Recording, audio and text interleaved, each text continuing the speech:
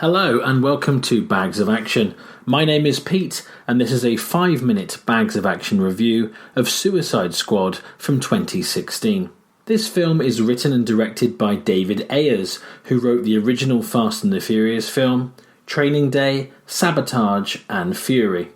He also directed Sabotage and Fury before this film, and he's since gone on to make Bright for Netflix afterwards.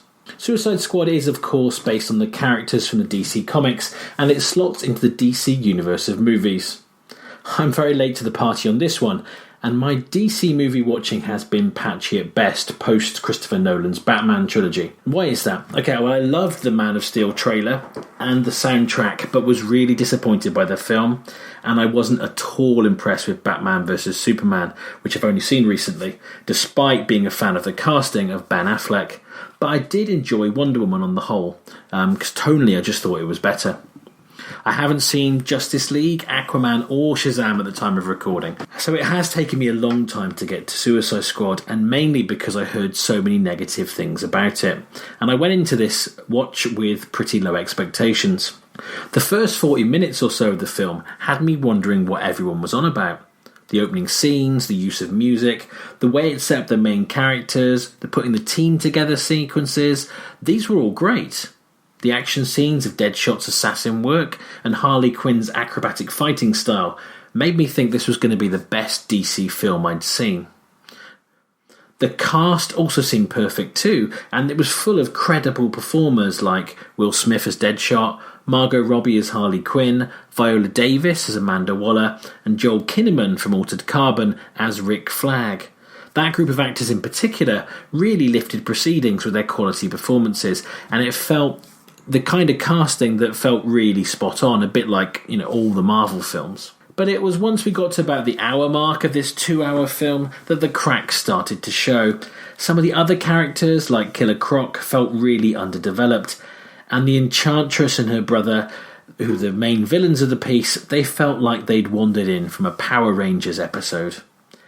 And then, of course, there's Jared Leto's Joker, who was as out of place as everyone had told me, and really kind of took you out of the film.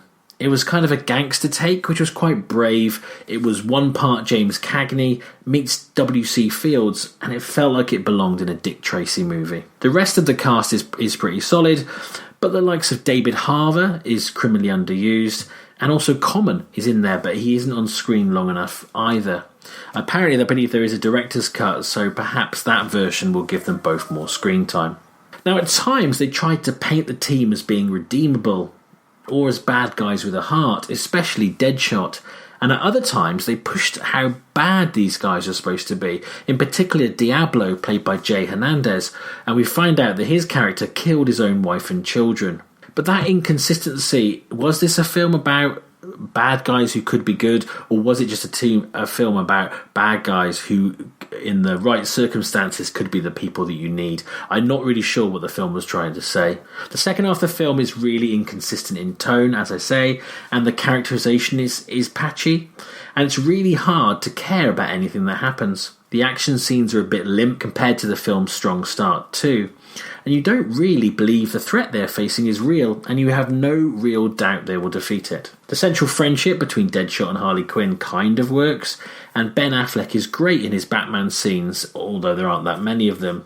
Overall though, this feels like 2 or 3 different films mashed up together, which is a shame, as I think there's a film somewhere underneath that I would have really liked. Perhaps it was too much studio interference, or they were trying too hard to make this work within the DC universe rather than just telling a strong story. Personally, I'd like to see another film with this cast now the team has been established. I think there's real potential here, and another film just with a few tweaks and with a stronger kind of central storyline could actually work. Having said that, I don't think that's going to happen, because I believe Guardians of the Galaxy writer-director James Gunn will be doing a new Suicide Squad film.